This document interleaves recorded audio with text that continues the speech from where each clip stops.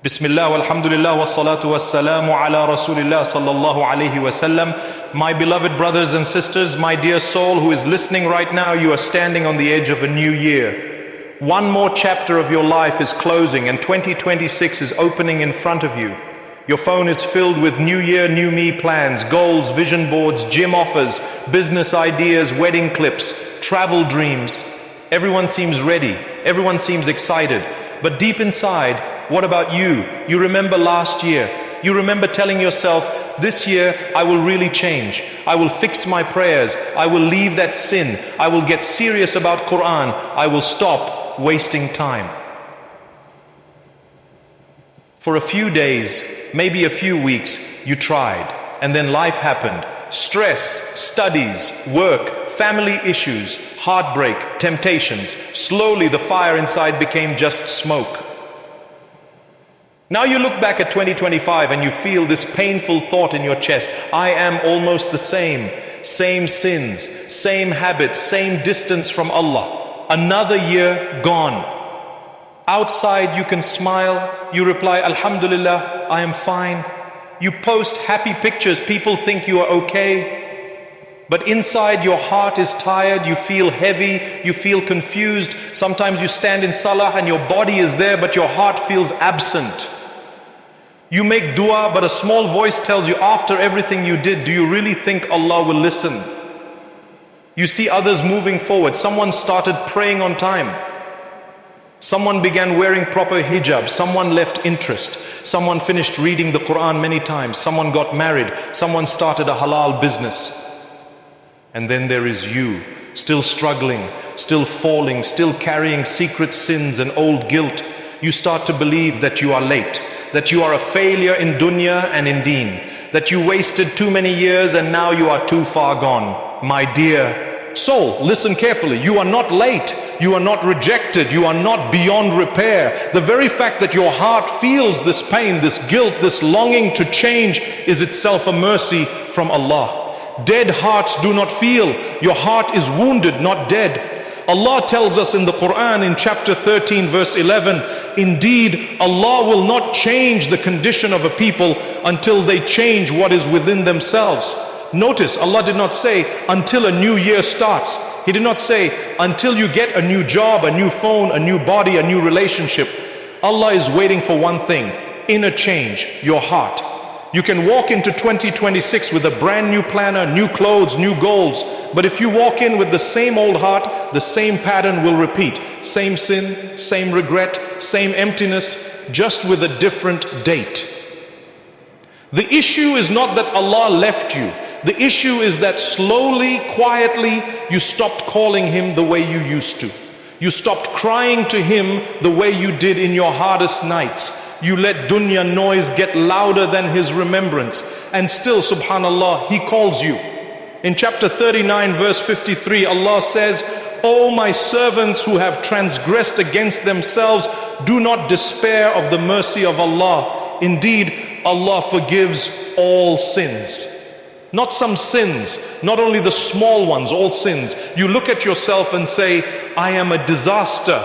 Allah looks at you and still calls you my servants. You are disappointed in yourself. Allah is inviting you back. The Prophet Muhammad, peace be upon him, told us, Allah is more merciful to His servant than a mother is to her child. Reported in Bukhari and Muslim.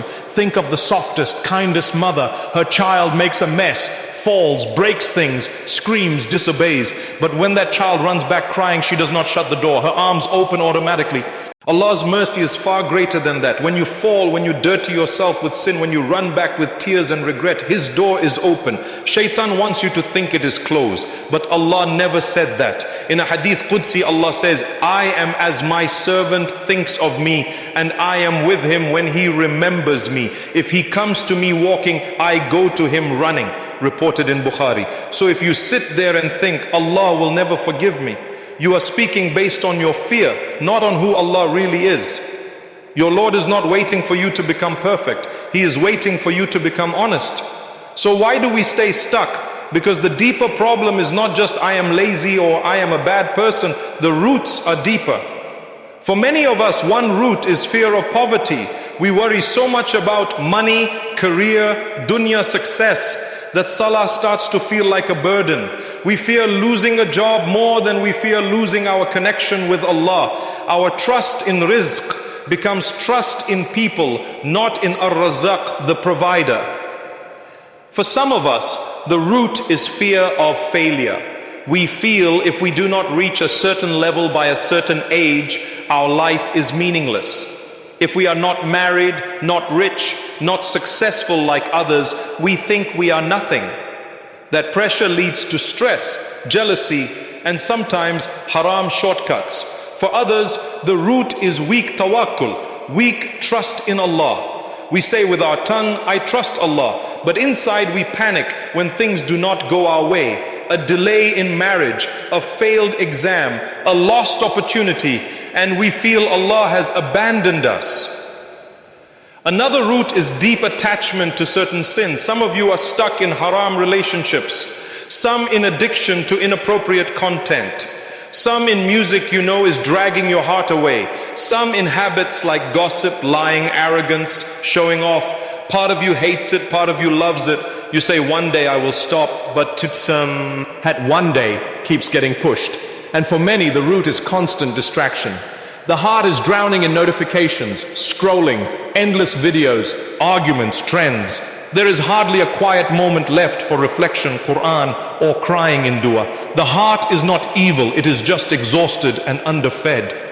My beloved soul, your heart was created for Allah. If you try to fill it only with dunya, it will never be satisfied. Allah tells us in the Quran chapter 26 verses 88 to 89 about the day of judgment, the day when neither wealth nor children will benefit except one who comes to Allah with a sound heart. On that day, your phone, your followers, your bank account, your grades, your house, your car, none of it will matter. The only treasure that will matter is the state of your heart.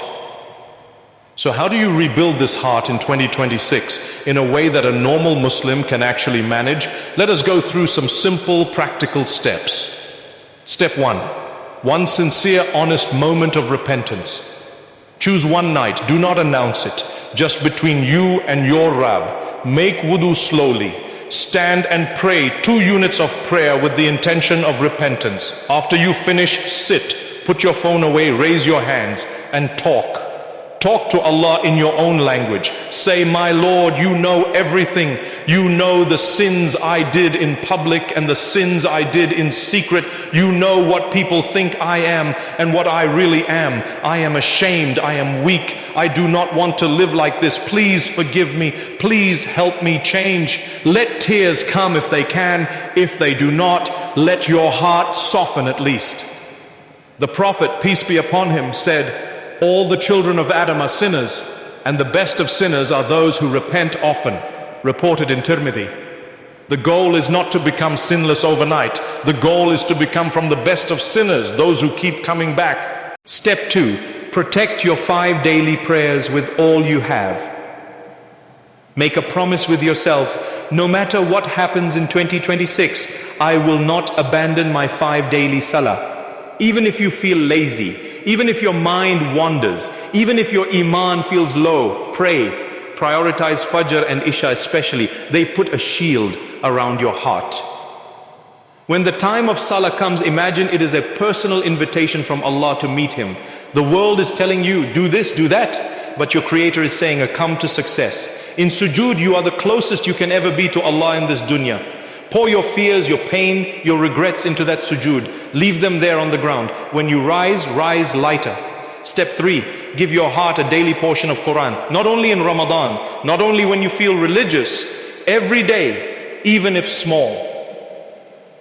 Read what you can, 1 page, half a page, even 10 verses. Then read the meaning in a language you understand. Ask yourself, what is Allah telling me here? You do not have to finish the whole Quran quickly. The goal is not speed, the goal is connection. The Prophet, peace be upon him, taught us that the most beloved deeds to Allah are those done consistently, even if they are small. So if you can only manage 5 to 10 minutes daily, guard those minutes. That small habit can, by Allah's permission, change your entire relationship with Him by the end of the year. Step 4, build a simple dhikr routine. Dhikr, remembrance of Allah, is food for a starving heart. Choose a small set and try to stick to it, especially after Fajr and before sleeping. Say Astaghfirullah, I seek Allah's forgiveness, 100 times. Send blessings on the Prophet, Allahumma salli ala Muhammad, at least 50 times. Repeat, La ilaha illallah, there is no God worthy of worship except Allah, as often as you can, with reflection. When you walk, sit in a car, wait in a line, cook, clean. Turn some of that time into dhikr time. Allah says in chapter 13 verse 28, surely in the remembrance of Allah do hearts find rest. You are chasing rest in sleep, movies, social media, people. True rest is with the one who created your heart. Step 5, choose one secret good deed between just you and Allah. This deed will be your private treasure. It could be a fixed small charity every week or month. It could be 2 units of prayer in the last part of the night once a week. It could be fasting 3 days each month. It could be helping a poor family regularly. Hide it. Do not tell anyone. Do not post it. Let it be an action you will happily meet on the day of judgment when you desperately need extra mercy. Step 6, clean your environment a little. You cannot pour clean water into a dirty cup and expect it to taste pure. In the same way, your heart needs not only good deeds, but also less poison. Look at your phone. Which accounts pull you towards haram or constant comparison? Unfollow or mute them. Which apps steal hours of your day for no benefit? Limit your usage. Try this rule. No phone for the first and last 30 minutes of your day. Use that time for Quran, dhikr, quiet reflection. You will notice a difference in your peace and your sleep. Look at your close friends. The Prophet, peace be upon him, said that a person follows the way of his close friend. So each of you should look at whom you befriend. If those around you laugh at religion, push you to sin, and never remind you of Allah, then gently create some distance. Ask Allah to bless you with companions of akhirah, not just companions of dunya. If you hold on to even 3 or 4 of these steps with sincerity in 2026, you will not be the same person by the end of the year, inshallah. Now let us reframe what success really means. Dunya is screaming. Success is a big salary, a perfect body, a luxury car, a huge house, a glamorous wedding, a blue tick, millions of followers. You start to measure yourself against that fake standard, and of course you feel like you are behind. But Allah defines success in a very different way. At the beginning of chapter 23, Allah says, successful indeed are the believers, those who are humble in their prayer. Successful are the believers, the ones whose hearts bow in salah, the ones who stand before Allah regularly, sincerely, even if they are weak. On the day of judgment, your degree will not stand and speak for you. Your phone, your page, your brand will not come to defend you. Your wealth will not say, I saved him. Allah says in chapter 49 verse 13, indeed the most noble of you in the sight of Allah is the one with the most piety. The most honored people in the sight of Allah are not the most famous or beautiful. They are the ones with the most taqwa, the most consciousness of Him. The Prophet, peace be upon him, also said, richness is not having many possessions. True richness is the richness of the soul, reported in Bukhari and Muslim. The richest person in 2026 is not the one with the highest income, but the one whose heart says, Allah is enough for me, and truly means it. So do not let social media trick you into thinking you are nothing. Allah sees your quiet salah, your small charity, your hidden patience, your private tears, your struggle to leave sin. Maybe 2025 broke you. Maybe you went through deep loss, heartbreak, betrayal, failure, or heavy sins. Let 2026 be the year you finally rebuild, not your image but your heart. You say, I am late, but you are still breathing, you are still Muslim, you are still able to say La ilaha illallah. That means with Allah you are not late. You say, I am too broken. But your Lord is Al-Jabbar, the one who mends what is broken in a way that makes it even more beautiful. Now let your heart join this short dua. O Allah, you are the most merciful, the most forgiving, the most loving. We are your weak servants, full of mistakes, full of needs.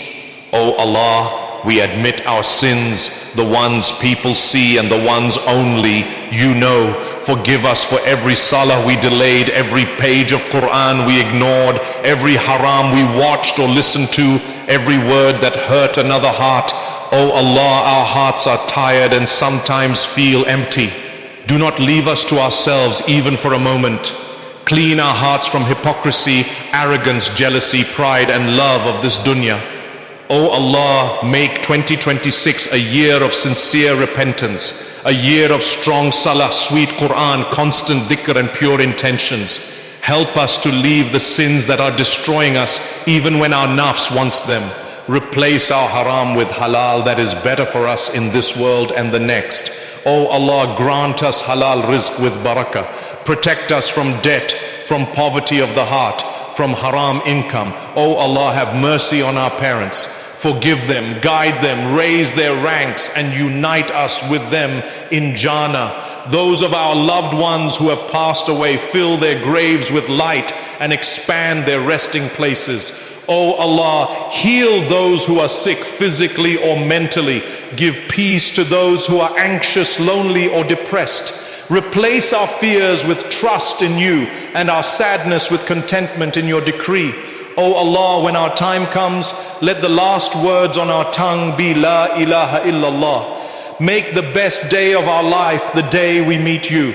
Grant us shade under your throne when there is no shade except yours. Unite us with our beloved Prophet Muhammad, peace be upon him, in the highest level of Jannah, without punishment and without account, purely by your mercy. Ameen. My beloved brothers and sisters, my dear soul who is listening right now, if your heart moved even a little durisani, nang this reminder, say Alhamdulillah, that is a gift from Allah. Rebuild yourself in 2026, gently, sincerely, step by step. You are not late as long as your heart can still turn back to Allah. Press like as a form of gratitude to Allah for touching your heart. Write your personal dua in the comments so that others can say Ameen and you share in the reward. Share this reminder with your family and friends. It might be the reason someone returns to Allah, and that will be sadaqah jariyah for you. And subscribe to this channel for more heart-softening reminders that keep you connected to your Rabb. وصلى الله وسلم وبارك على نبينا Muhammad, and upon his family and companions.